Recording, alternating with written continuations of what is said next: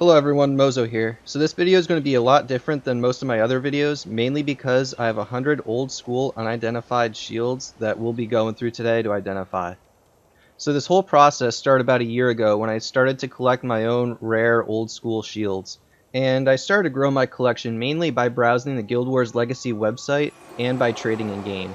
And like most people who collect old school shields or any other sort of old school weapon, I like to try to get a few by myself.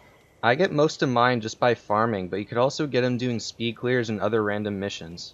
That being said, I think it's sort of anticlimactic just to get a rare unidentified item, identify it, and then get disappointed that you didn't get anything good. So what I started to do after a while is I would collect a bunch of random unidentified golds and then identify them all at once in the hopes of getting something interesting. This method worked out pretty well for me, so I thought I'd try it with just old school shields. I started out collecting maybe 10 or so shields, thinking I'd identify them the following week, but after a while the collection just kept growing and growing.